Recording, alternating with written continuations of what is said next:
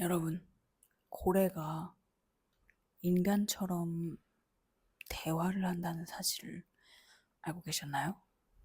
어떤 사람이 고래가 내는 소리를 연구를 했는데 그 소리에 어떤 패턴이 있었고 그게 마치 모스부호처럼 소리의 어떤 길이나 뭐 그런 걸 통해서 의미 같은 것을 구분할 수가 있었고 그걸 통해서 고래끼리 서로 대화를 하고 있다는 사실을 알게 된 거예요. 이 사람이 뭘 했냐면 이걸 계속 연구를 해서 이 소리를 모은 다음에 그 소리를 음반으로 만들어서 발매를 했어요. 근데 사람들이 그걸 보고서 뭔가를 느낀 거지. 그래서 당시에 고래를 많이 학살하곤 했었는데 그 음반을 듣고 많은 사람들이 고래를 그만 죽입시다 해서 실제로 좀 그 고래 개체수를 유지하는데 뭐 도움이 되었다는 뭐 그런 영상 그런 내용이었거든요. 제가 예전에 심리학 관련한 영상들을 보다가 거기에서 그런 이야기를 하는 걸 봤어요. 인간이 뭔가를 이해했을 때가 아니라 느꼈을 때 바뀐다는 거야. 우리가 누군가를 바꾸고 싶을 때 우리가 어떠한 내가 생각하고 있는 내가 옳다고 믿는 어떤 것을 상대에게 전달하고 싶을 때 그때 우리는 설득을 하려고 하잖아요, 사람들을. 근데 그게 오히려 좀 역효과를 부를 때가 많죠. 왜냐면은 설득이라는 것 자체가 나와 다른 생각을 가지고 있는 누군가에게 너가 가지고 있는 생각이 잘못된 것일지도 모른다는 이야기를 하는 거고, 그거는 그 의견이 옳다고 믿고 있었던 사람, 아니면은 그게 잘못됐다고 인지하지 못하고 살아왔던 사람한테는 좀 이렇게 좀 공격처럼 느껴진다든지, 뭐 약간 그런 거잖아. 그래서, 근데 제가 이 영상을 보면서 느낀 게, 이 일이 이렇게 진행된 흐름을 보면, 이 사람이 맨 처음에 그 고래의 소리 같은 것에 관심을 가지고, 호기심을 가지고, 그러니까 나와 완전 다른 생명체, 육지 위에서 살고 있는 인간과 완전 다른 해양동물의 어떤 부분, 작은 부분, 그런 것에 대해서 호기심을 가지고 관심을 기울이고 그것에 대해서 알아보고 이해하려고 노력하고 했던 거잖아요. 근데 이 사람의 어떤 궁극적인 목표는 뭔가 약간 막 그런 정말 환경을 생각해서 막 뭐 고래들을 도와야 돼 이런 게 아니었을 수 있다고 생각을 하거든. 처음에 그 사람이 시작을 했던 거. 그 처음에 그 사람이 정말 이 고래들의 언어를 좀 막 알아보려고 했던 거. 그건 진짜 어떤 순수한 호기심이었던 것 같단 말이야. 약간 뭐지? 왜 이런 뭐 패턴이 나오지? 왜 고래는 이런 소리를 내지? 이런 것에서 시작을 했었던 거라고 저는 생각을 하는데 그게 뭔가 사소한 거. 좀 사소하지만 굉장히 많은 사람들이 별로 그렇게까지 깊게 생각하지 않았던 거, 고려하지 않았던 거, 그냥 지나쳤던 것들 중에 하나였던 건데 이 사람은 그거를 놓치지 않고 잡아서 계속해서 파고들고 이해해 보려고 하고 알아보고 하는 그 과정 속에서 나랑 되게 다르다고 생각했던 어떠한 생명체가 사실 나와 굉장히 비슷한 무언가를 가지고 있는 그것을 알았을 때 뭔가 약간 양가 감정이 들었을 것 같아요. 그게 되게 약간 신기하고 좀 벅차오르는 그런 감정이었을 것 같기도 하면서 또 조금 좀 미안하기도 하고 그러지 않았을까? 제가 실제로 그 영상에 달린 어떤 댓글을 보는데 누가 거기 영상 댓글에다가 미안하다고 해야 할 것 같아요. 이렇게 썼더라고. 그러니까 인간이 고래한테 미안하다고 말을 해야 할 것 같다. 그리고 실제로 사람들이 정말 그렇게 좀 인간처럼 자기들만의 어떤 언어로 소통을 하는 그런 동물이라면, 그런 생명체라면 그렇게 죽이는 건 아닌 것 같다. 이런 식의 의견들도 있고. 이게 되게 신기하죠. 어떤 작은 관심, 작은 호기심에서 시작된 어떠한 연구가. 근데 그게 단순히 연구에서 그치지 않고 이 사람이 이거를 또 어떤 예술로 연결을 해서 하나의 예술 작품으로 사람들에게 이걸 알렸잖아요. 사실 고래가 인간처럼 자기들끼리 그런 언어로 소통을 하더랍니다. 이렇게 뭔가 연구 발표를 이렇게 하는 거 말고 이걸 음반으로 제작을 해가지고 이렇게 만든 게 또 대단한 것 같아. 그게 주는 또 어떤 아름다움이 있잖아. 예술이 주는. 그래서 뭔가 사람들이 이걸 좀 더 아름답다고 느낀 게 아닐까? 그냥 단순히 어떤 연구 발표가 아니고 음악, 예술이라는 그 매체를 거쳐서 사람들에게 전달이 됐으니까 사람들이 이걸 받아들일 때도 고래 소리? 고래 음악? 이러면서 이걸 들었을 거고 그렇게 듣고 나서 이 음반이 만들어지게 된 계기를 알게 되면 뭔가 더 좀 무슨 말인지 알지? 약간 어머 약간 이렇게 되잖아. 그래서 저는 이 영상을 보면서 뭔가 그냥 우리가 막 세상을 살아갈 때 세상이 그냥 내가 내 자신이 막 엄청 무력하게 느껴질 때가 있잖아. 왜냐면은 막 되게 막 거대한 어떤 일들이 막 계속 일어나고 막 이거를 지금 내가 방에 앉아 있는 내가 이걸로 뭘 할 수 있지? 이런 생각을 하잖아요. 전쟁뿐만 아니라 지구 반대편에서 일어나고 있는 어떤 일들 그걸 제가 막 다큐멘터리 같은 걸로 이제 보는데 세상이 이렇게 어떻게 돌아가는지를 보고 있으면 뭔가 이렇게 거대한 것들이 계속 막 움직이는데 나 같은 한낱 개인이 대체 무엇을 할 수 있나? 이런 생각들을 좀 하게 되는 것 같거든. 그리고 거기에서 오는 그런 무력감 같은 게 있는 것 같단 말이야. 그게 사람을 좀 지치게 하는 것 같아. 그런 부분들이. 근데 이 고래 이야기를 들으면서 좀 그런 생각을 하게 됐어요.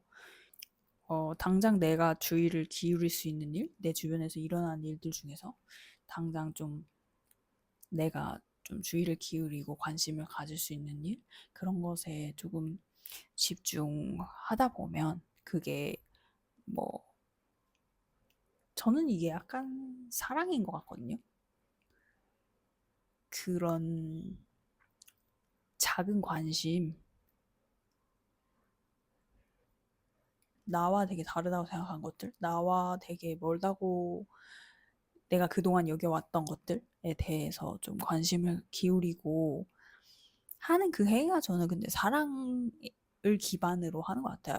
그 사랑이 좀 뭐라고 해야 될까? 좀 그런 연애의 사랑 이런 거 말고 정말 무언가 초월적인 그런 거 있잖아. 엄청난 힘을 가지고 있는 그런 거라고 생각을 하는데, 그러니까 결국에는 좀 내 주변에서 일어나고 있는 어떤 일들, 되게 사사로운 일들? 그런 것들에 대해서 그러니까 작은 관심을 기울이는 거? 그게 막, 그게 사사롭다고 생각하고 별거 아니라고 생각할 수 있는데 사실 사사롭지 않고 별거일 수도 있는 거지. 어떤 식으로든 그게 이로운 방향으로 나아갈 거라는 그런 믿음을 가지고 하면 괜찮아지지 않을까? 막 그런 생각을 했어요. 이걸 보면서. 그리고 제가 마침 딱 이 영상 보고 나서 얼마 뒤에 발견한 영상이 있는데, 그 뭐냐면, 이탈리아에 크리스티나 제나토라는 다이버가 있대요. 근데 그 다이버가 1990년대 후반에 다이빙을 하다가 그 상어가 한 마리 이렇게 헤엄쳐 와서 이분의 주변을 이렇게 막 계속 맴돈 거야. 그래서 이분이 그 상어를 이렇게 유심히 보다가 상어 입 안에 이렇게 낚싯바늘이 걸려 있는 거를 목욕한 거예요. 그래서 이분이 그걸 제거를 해줬다, 낚싯바늘을. 근데 그 낚싯바늘을 제거해주고 나서도 상어가 그분 주변을 계속 이렇게 막 맴돌았대. 근데 그러고 나서 그 다음에 이 크리스티나가 다시 다이빙을 하는데 이 상어가 또 와서 그 사람 주변을 막 이렇게 맴돌기 시작하더라는 거야. 근데 이번에는 그 상어 한 마리만 온 게 아니라 다른 상어들까지 이렇게 와가지고 이분 주위를 막 계속 맴돌더래. 그래서 봤더니 그 다른 상어들도 입 안 또는 몸 어딘가에 이렇게 걸려 있었던 거야, 낚싯바늘이. 그래서 이분이 그거를 다 제거를 해줬고 현재까지 300개 이상의 낚싯바늘을 직접 제거를 하셨대요. 근데 이게 좀 신기하잖아요. 어떻게 또 이 상어들이 이걸 알고 왔을까? 근데 상어가 후각이 원래 되게 좋기로 유명한 동물이래요. 그리고 이분이 다이빙을 하기 위해서 보트를 타고 그 목적지까지 이동을 할 거 아니에요. 그럼 그 보트의 모터 소리? 뭐 이런 것들을 상어가 듣고 찾아오는 거라고 하더라고. 진짜 신기하죠? 그래서 이게 고래뿐만 아니라 상어들도 자기들만의 어떤 그런 소셜이 있다고 생각하면은 막, 야, 나 저번에, 그 낚싯바늘 걸려가지고 막 엄청 고생했잖아. 근데 그 인간이 와가지고 그거 뺏었다? 이러면 막, 진짜? 그 인간 또 언제 온대? 이러면, 어, 지금 그 소리, 나 소리 지금 들은 것 같은데? 지금 온 것 같아. 같이 가자. 이래가지고 이렇게 같이 가는 뭐 그런 거라고 이렇게 생각하면은, 뭐 물론 그렇게는 안 하겠지만, 뭔가 귀엽다. 근데 저도 다이빙을 배우고 싶은데 저는 물을 좀 무서워하거든요. 좀 다이버들이 동물들이랑 교감하는 이런 영상 보는 걸 좋아하는데 이 고래 이야기와 이 크리스티나 이분의 이야기가 최근에 되게 저한테 좀 특별하다고 느껴지는 이야기여서 가져왔고요. 여러분 박신양이라는 배우 아세요? 여러분들 여러분들이 나보다 좀 어린 것 같은데 아닌가? 모르겠어. 근데 이게 잠깐만 봐봐. 여러분들이 다양한 연령대가 있으신 것 같은데 뭐 이렇게 좀 댓글을 달거나 막 이렇게 막 언니 언니 이렇게 막 여러분이 댓글 다시잖아. 이제 그렇게 좀 주로 좀 이렇게 댓글 달면서 그렇게 표현을 하는 분들은 대체로 저보다 좀 어린 분들인 것 같아요. 지세대겠지? 이 친구들은 박신양이라는 배우를 모를 것 같은데? 옛날에 파리의 연인이라는 되게 유명한 드라마가 있었어. 거기에 남자 주인공이었는데 근데 그 파리의 연인이라는 드라마 자체도 제가 어릴 때 방영이 된 거라 저는 그 내용이 막 잘 기억이 나진 않아요. 제가 올해 1월쯤에 달마야 놀자라는 영화를 봤거든요. 제가 어렸을 때 본 적이 있는데 기억이 안 나서 달마야 놀자의 주인공으로 나오거든요. 이 배우가. 근데 깜짝 놀랐어요. 그 영화를 보고. 박신양이라는 배우가 이렇게까지 매력적인 사람인지 달마야 놀자를 보고 내가 안 거야. 이전까지는 아예 모르고 있다가. 왜냐면 이 배우가 가진 그 톤이 있거든요. 이 사람이 말을 할 때 되게 느리고 이 사람 특유의 그 목소리 톤이 있어요. 그리고 약간 뭐라고 할까? 그 대사를 뱉을 때 하는 그 그게 제가 듣기에 되게 편안하게 들리거든요. 이 사람이 그 발성을 하는 그 방식이. 근데 연기를 할 때 어떤 눈빛이나 표정이나 뭔가 그런 모든 게 그냥 제가 이렇게 영화를 보고 있는데 모든 게 그냥 되게 보기가 되게 편안한 거예요. 그래서 그러면서 그런 이 사람이 가지고 있는 이 사람만의 어떤 눈매라든지 눈동자 색깔이라든지 아니면 왜 그런 것들 있지. 이 사람이 가지고 있는 어떤 이 사람 고유의 그런 특징들 그런 게 되게 그냥 전반적으로 그냥 모든 게 다 되게 편안하다고 느껴졌어. 그래서 제가 완전 꽂힌 거예요. 이 배우한테. 제가 가끔씩 이렇게 배우들한테 꽂힐 때가 있거든요. 막 길게 가진 않는데. 근데 이분한테 꽂혔어. 1월에. 그래서 막 필모를 한번 좀 찾아보고 싶다. 그래서 막 검색을 해봤다. 근데 연기 활동을 되게 오랫동안 안 하신 거야. 왜 그런가 제가 찾아봤어요. 인터뷰 같은 것들을. 근데 연기를 안 하는 이유는 결국 그거였어. 이 박신양이라는 사람이 가지고 있는 연기에 대한 철학, 그 배우라는 직업에 대한 철학이 있을 거 아니야. 예술을 하는 사람으로서 자기가 가지고 있는 그런 예술가로서 배우로서의 철학과 이 박신양이라는 사람이 가지고 있는 그 가치관 그런 것들과 이 배우가 활동을 하는 그런 영화계 뭐 그런 방송계라고 말을 해야 할까? 그곳에서 이제 그곳에도 어떤 그런 트렌드 같은 게 있잖아요.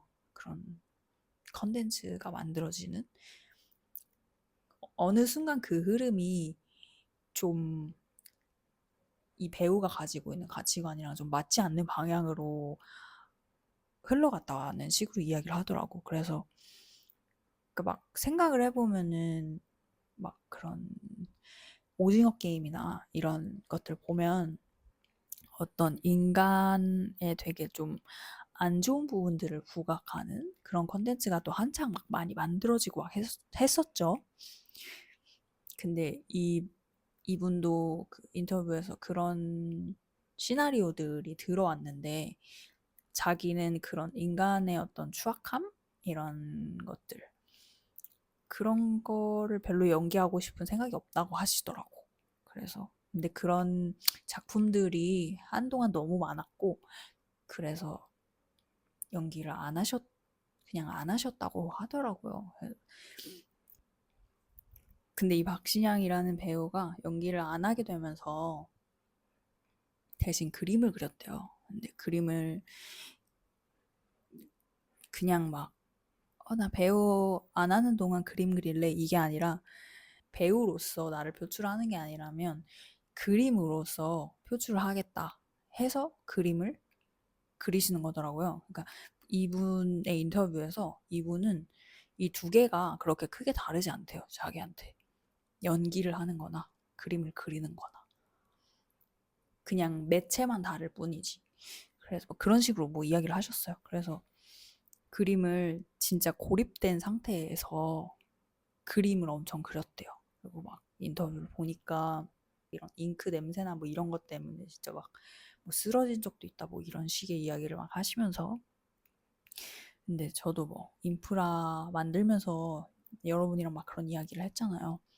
막 창작을 할 때 중요한 것은 고립된 환경에서 어떠한 그 외로움을 견뎌야 하고 그러면서 내가 약간 몰입할 수 있는 환경을 구축하는 게 되게 중요하다. 막 이런 이야기를 오래 했잖아. 근데 이분도 인터뷰에서 그런 이야기를 하시더라고요. 그래서 저는 배우로서의 이 사람이 이분이 연기하는 게 너무너무 좋아서 이분의 연기를 너무너무 보고 싶거든. 근데 그 연기를 보고 싶어 하는 건 그냥 나의 바람이지. 그냥 되게 뒤늦게 이 사람의 팬이 된 입장에서. 근데 또 이분이 인터뷰에서 왜 연기를 안 하고 그림을 그리는지, 왜 그림이라는 매체를 선택했고, 뭐 이런 것들에 대해 설명을 하는데 그게 또 다 또 납득이 되잖아. 그 듣고 있으면은. 뭐 그냥 뭐 연기에 실증이 나서 안 하는 게 아니라 그런 전체적인 그런 것들에 대해서 이야기를 하시니까 그래서 보면서 되게 멋있는 사람이다라는 생각이 들었어요. 근데 예술가로서뿐만 아니고 그냥 어떤 인간으로서 같은 인간으로서 멋있고 약간 제가 되고 싶은 모습인 것 같기도 해요. 예술가는 고독할 수밖에 없는 걸까? 어떻게 생각해, 얘들아? 무조건 혼자여야 돼. 무조건 고립돼야 돼. 이런 건 아니긴 한데, 이게 반대로 생각했을 때, 만약에 고독을 절대로 못 받아들이는 유형의 사람 있잖아요. 어떤 외로움을 엄청나게 외로움을 잘 다루지 못하는 유형의 사람들 있잖아. 외로움이라는 감정에 휘둘리는 사람들. 자기가 그걸 통제하는 게 아니라 그 외로움이라는 감정에 휘둘리는 유형의 사람들 있잖아요. 어떠한 그 고립 환경 자체를 견딜 수가 없는 사람들. 왜냐면 그게 이 사람들한테 너무나 높은 불안을 초래하니까. 근데 결국 그렇게 되면은 내가 나한테 집중하는 시간보다는 내가 계속 막 밖에 나가서 사람들을 만나고 하면서 시간을 보내게 되잖아. 그러면 결국에는 내가 하고 있는 일에 집중을 할 수가 없으니까 그것보다는 조금 더 외적인 것들에 집중을 하게 되니까 그게 별로 도움이 안 될 것 같은데 이거는 단순히 어떤 예술뿐만이 아니고 그냥 전반적인 모든 것에 해당하는 이야기일 것 같다는 생각이 드네요. 그 사람 결국에는 외로움을 잘 다뤄야 한다. 유일하게 제가 보는 그 패션 유튜버 분이 최 실장님이시거든요. 이분 너무 유쾌하셔서 제가 좋아하는데 이 영상에서 그런 게 나오더라. 폼코어? 포엣코어? 뭐 이래가지고 이제 좀 그런 내추럴한 스타일 있잖아. 마치 시인들이 이제 옷을 입는 것처럼 그런 내추럴한 스타일의 꾸민 듯 안 꾸민 듯 예술가 같은 그런 스타일을 또 뭔 코어를 붙여가지고 그렇게 부르더라. 근데 이게 짜증나잖아. 들으면은. 이게 왜 짜증날까 고찰을 해봤다. 근데 제가 그 인프라 9번째 에피소드 미니멀리즘에 대해서 리서치를 할 때 인프라 영상에서는 언급을 안 한 내용인데 미국의 문화 이론가 프레드릭 제임슨이라는 사람이 후기 자본주의의 문화 논리라는 책에서 이런 이야기를 했어요. 후기 자본주의는 문화와 미학 자체를 경제 구조로 만들어 버린다.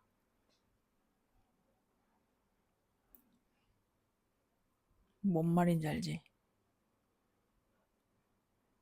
우리가 누군가를 보고 막 되게 멋있는 사람들 보고 되게 쿨하다 이렇게 이야기를 하잖아요. 근데 그 쿨함의 기원, 그 쿨의 기원이 어디서 왔나를 이야기한 영상을 본 적이 있다. 그 기원은 재즈를 연주하던 흑인들한테서 온 거라고 하더라고요. 그 당시에 어떤 그런 사회적인, 문화적인, 차별적인 그런 시선들 속에서 그 재즈를 연주하는 사람들이 약간 세련되고 절제된 그런 기존의 사람들이 어떤 흑인에 대해서 되게 차별적으로 만들어내는 그 프레임, 이미지를 벗어나서 굉장히 절제되고 차분하고 세련된 그런 에티튜드와 아웃핏으로 색소폰 같은 것을 연주하는 그런 것에서 쿨하다라는 말의 기원이 시작이 된 거라고 하더라고. 근데 그게 이제 미국으로 넘어가면서 그런 막 제임스 딘 같은 그런 반항아 이런 배우들로 약간 그런 배우들을 가지고 약간 쿨하다 이런 식으로 이야기를 하면서 그게 약간 바뀐 거라고 하더라고요. 그 주류에 반하는 기본적으로 비주류에 대한 기본적으로 주류를 따르지 않는 그런 행동들이나 그런 태도, 가치관 문화 이런 것들에 대해서 쿨하다고 쓴 건데 또 후기 자본주의에서는 소셜미디어가 그 쿨함을 약간 트렌드화 시켜서 이용을 하면서 결국 변질이 된 그런 내용이었어요. 근데 이게 그러니까 결국에는 그 프레드릭 제임슨이 말한 것처럼 모든 문화, 모든 미학이 자본주의와 만났을 때 결국 이게 그냥 어떤 팔아야 되는 하나의 상품으로 전락을 해버리면서 이게 원래 고유하게 가지고 있었던 어떤 의미라든지 그런 것들이 다 변질이 되잖아. 이 부분에서 짜증이 나는 것 같아. 그 폼코어? 포에코어? 이게 열받는 이유는 시가 아름다운 이유는 시도 뭐 다양한 종류가 있지만 제가 시집을 되게 좋아하고 많이 읽었는데 한국에 있을 때 제가 시를 좋아했던 이유는 시는 그 작가들이 가지고 있는 그 서정적인 고유의 언어 세계 같은 것을 제가 들여다볼 수 있어서 저는 좋아했던 거거든요. 그리고 제가 약간 좀 그렇게 골라서 본 것도 있긴 한데 시집은 약간 우울한 느낌이 있죠. 약간 약간 슬픔을 가지고 있죠. 시집은 시라는 것이 가지고 있는 게 아름다운 시들도 있지만 제가 시를 읽었던 이유는 그런 거였거든요. 제가 그 당시에 느끼던 어떤 감정들을 제 스스로 뭔가 설명하거나 납득하기 어려운 어떤 감정들에 대해서 그것을 문장으로 작가들이 자신이 가지고 있는 그 고유의 언어로 시적 표현이라고 우리가 하잖아. 그렇게 썼을 때 내가 그걸 보고서 위로도 받고 그리고 뭔가 이해도 할 수 있고 내 감정에 대해서 그래서 좋아했던 건데 그래서 시를 사랑하는 건데 그래서 우리가 예술을 사랑하는 건데 근데 자본주의는 그 모든 것들을 그냥 상품으로 바꿔버리죠. 그리고 나서 상품으로 전락시키고 금액을 매겨버리죠. 그리고 뭔가 그게 트렌드가 되면서 그게 가지고 있었던 기존의 어떤 배경이나 이런 것들이 지워지죠. 그게 가지고 있는 본래의 어떤 본질적인 의미, 우리가 그것을 가치 있다고 부르던 그 의미, 그게 지워지는 것 같아요. 그래서 열받는 게 아닐까라는 생각을 했어. 그리고 그 새소년의 소윤이라는 분이 이 영상에 나와서 자기가 좋아하는 음악 같은 것들을 같이 들으면서 이야기를 하는 이 영상을 봤는데, 그러니까 이 영상이 되게 좋았던 이유는 여기 댓글에서도 이 영상 댓글에서도 사람들이 이야기를 하거든요.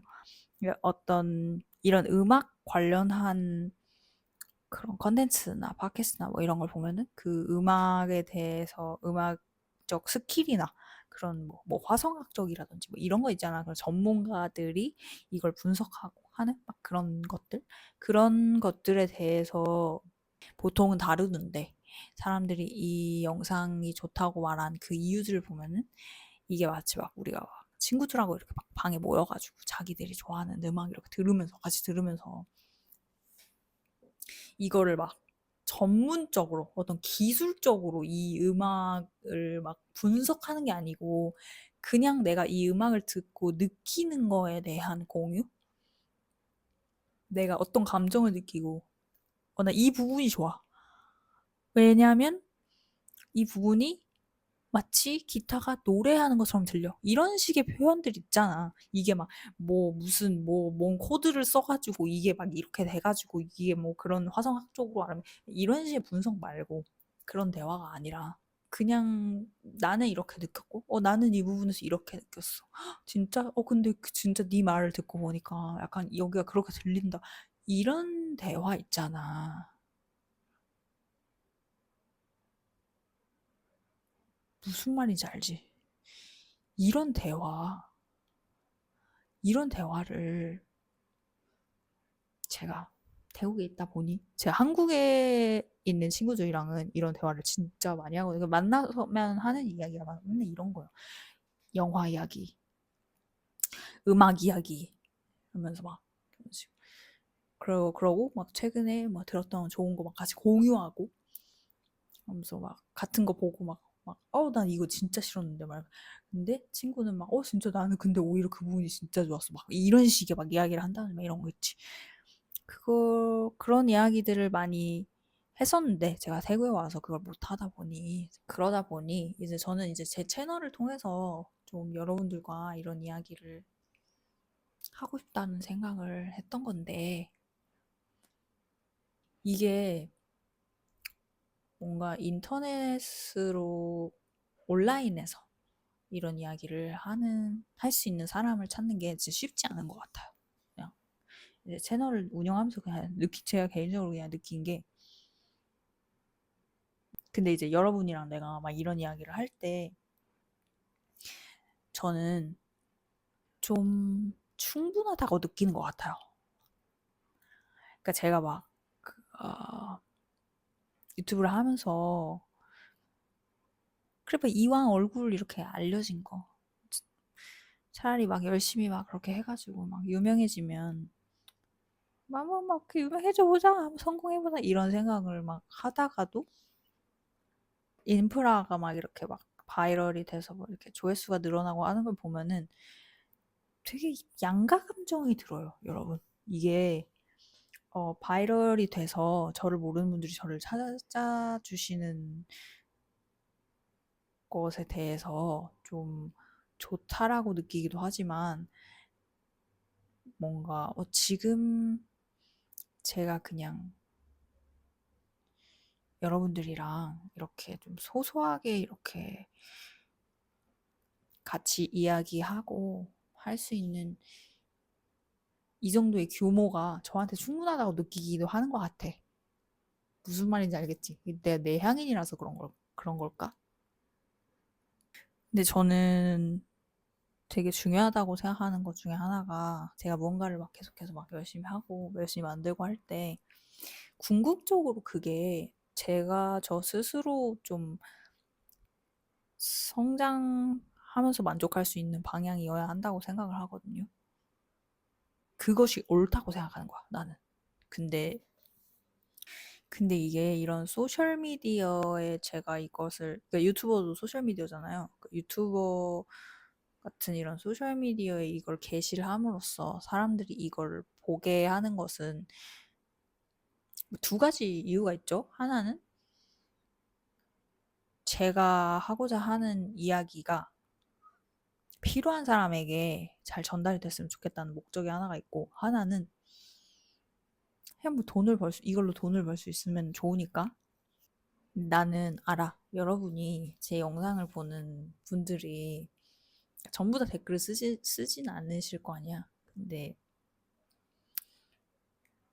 저는 이제 좋아요 숫자로 보거든요. 여러분이 몇 분이나 좀 반응을 하시나? 왜냐면 여러분 다 내향인이잖아. 대부분 내향인이신 것 같아요. 그래서 막 댓글 막 엄청 열심히 달고 이런 분들은 잘 없는 것 같아서. 근데 이런 거 보면은 이제, 어, 저는 영상에 좋아요 찍히는 수를 보면서, 이 정도면은 좀 적당한 것 같다. 나한테 좀 적당한 숫자인 것 같다. 이런 생각을 해. 그래서 그냥 뭔가 모르겠어요. 이 마음이 대체 뭔지. 그래서 제가 좀 중점적으로 생각하는 건, 제가 옛날부터 여러분한테 계속 이야기하는 건데, 그 맥락은 똑같은데, 저는 제가 좀 부자연스러워지는 것을 계속 경계하려고 하거든요. 그래서 만약에 어 제가 컨텐츠를 만들 때 그 컨텐츠를 만드는 목적이, 이거를 만들고 있으면서 뭔가 내가 느끼잖아. 지금 내가 좀 변했다. 약간 이런 거. 그러니까 내가 이걸 만드는 어떤 목적이나 의도가 좀 순수하지 않다고 느끼거나, 아니면은 이 내가 진짜 내 어떠한 성장이나 나라는 인간이 진짜 좀 더 나은 사람이 되고 싶어서, 좀 나라는 사람이 약간 이로운 방향으로 가기 위해서 이걸 만드는 건지, 아니면 어떤 외적인 평가, 외부적인 인정이나 이런 것들을 내가 필요로 해서 만드는 건지를 좀 계속 생각을 하려고 하는 것 같아요. 그리고 제가 만약에 컨텐츠를 만들다가 이거 좀, 내가 지금 어떤 외부 평가나 인정을 의식하고 있는 것 같다 라는 생각이 들면, 어, 좀 꺼려지는 것 같아요. 컨텐츠를 만드는 게.